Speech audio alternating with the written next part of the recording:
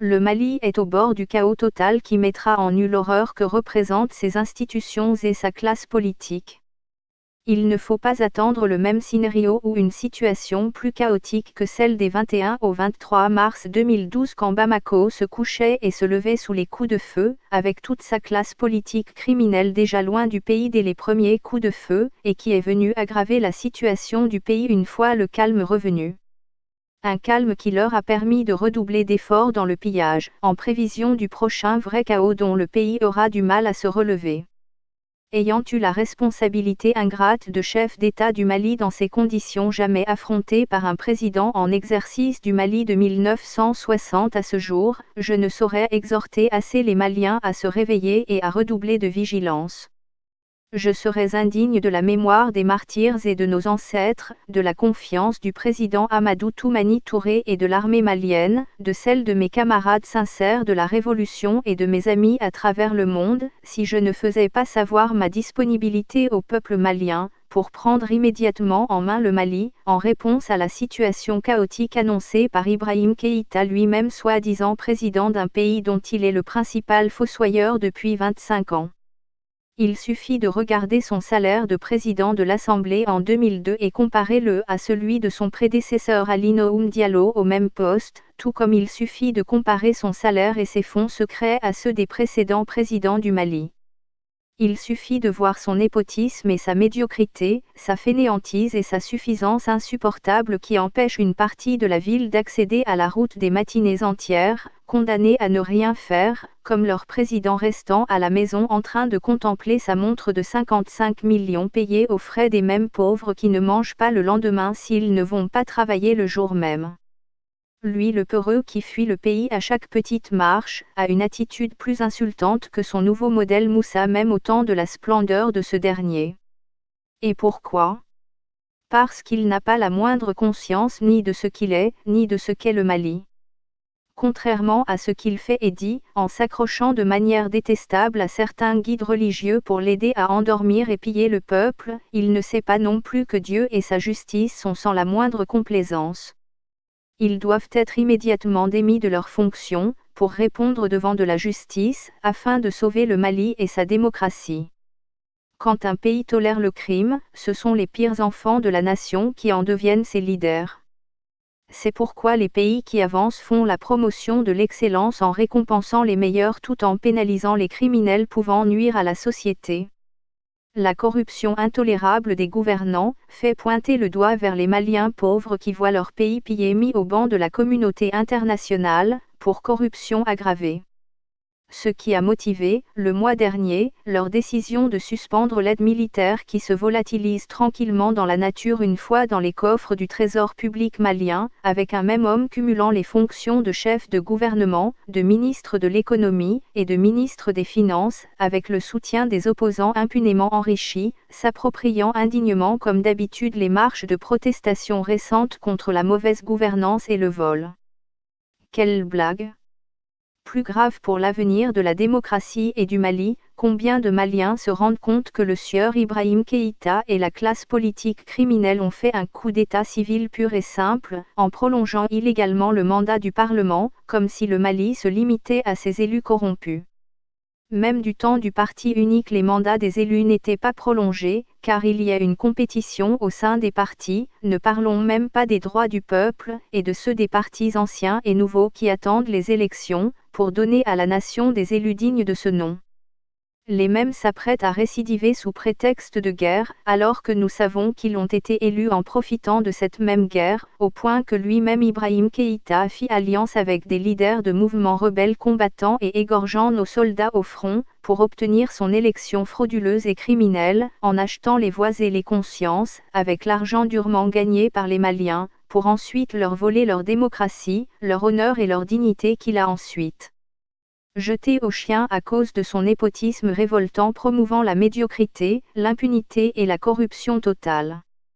S'il avait la moindre conscience de ce qu'il est, et s'il avait le moindre respect pour lui et pour ses camarades qui l'ont aidé à sortir de sa misère, jamais il n'aurait promu son fils ou sa famille.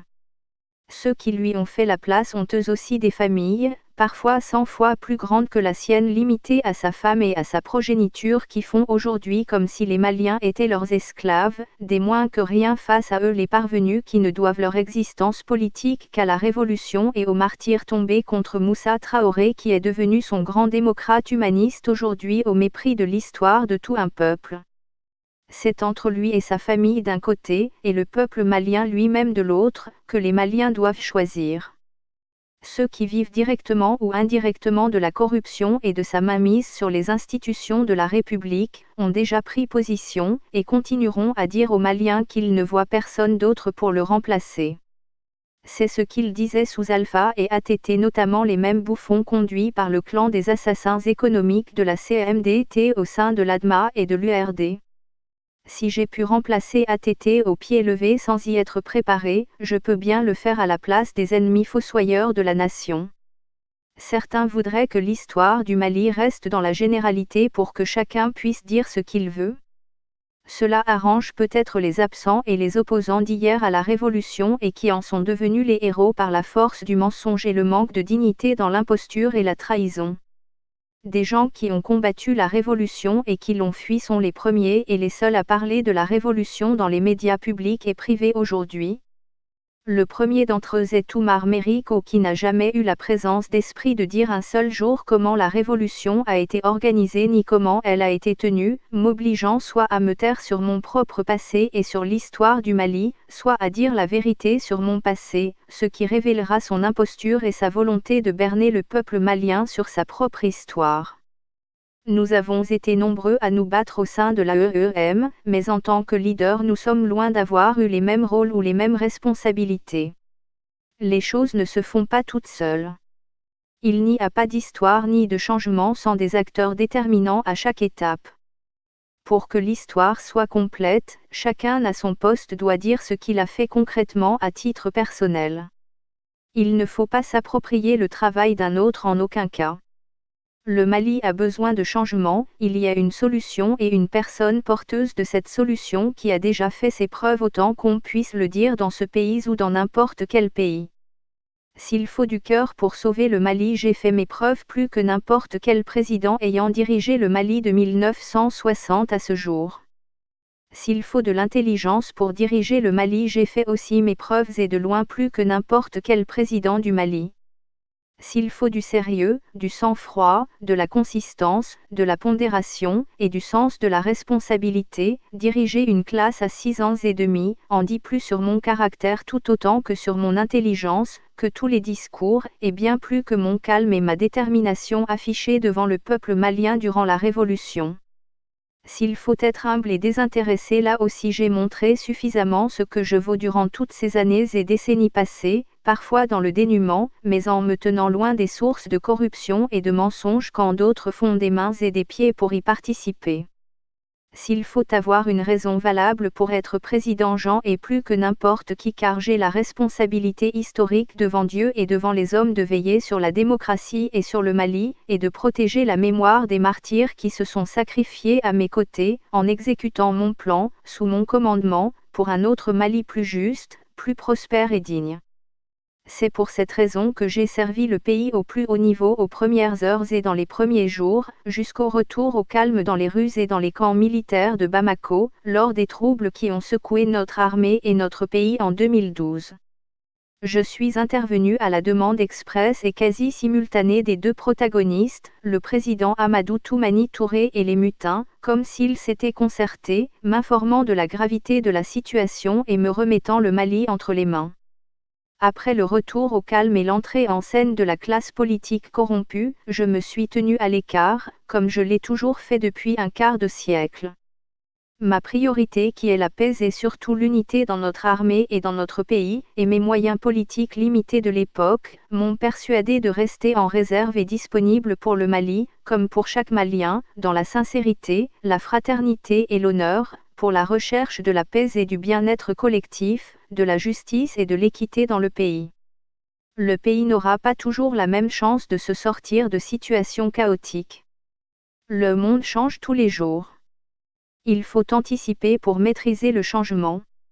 Nous créons un gouvernement fantôme du mouvement AYLA pour être une voix pour les sans-voix, pour exposer et partager avec les Maliens le projet et les solutions du mouvement Ayélé et de ses alliés, sur chaque question traitée ou non par le gouvernement, et pour reprendre rapidement en main le Mali, à la suite de Ibrahim Keïta et sa classe politique médiocre de criminels impénitents, les ennemis insouciants de l'unité, de la liberté, du progrès, et de la survie digne de notre nation. Je veux le poste de président de la République afin de sauver le Mali, et honorer la mémoire de nos ancêtres et le sacrifice de nos martyrs.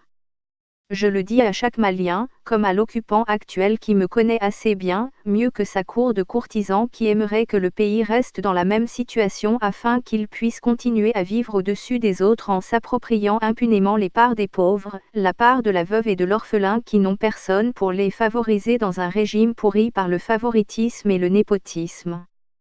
Ça vaut ce que ça vaut pour chacun, mais le Mali peut être dignement sauvé. Sans fausse modestie qui serait malhonnête et malveillante en l'occurrence, je veux le faire savoir et appeler chacun à me suivre à tous les niveaux afin de commencer ensemble, chacun jouant son rôle, le changement salvateur auquel le peuple est en droit de rêver sans attendre que la situation ne continue à se dégrader au jour le jour comme elle le fait depuis des décennies. Ensemble dans la confiance retrouvée et accordée réciproquement, rien ne nous est impossible en termes d'innovation politique permettant de jeter les bases d'une économie stable et prospère, soutenue par un État de droit irréprochable baignant dans une culture rayonnante, avec des institutions politiques et administratives authentiques aux commandes d'une nation digne, juste et équitable. Rejoignez-nous pour le changement salvateur. Agibou Koné, président du gouvernement fantôme du Mali. Président intérimaire de la République du Mali du 21 au 23 mars 2012. Président de SOS Nature et du mouvement Ayélé, Ouvrir. Auteur du document fondateur de la stratégie et de la conduite de la révolution.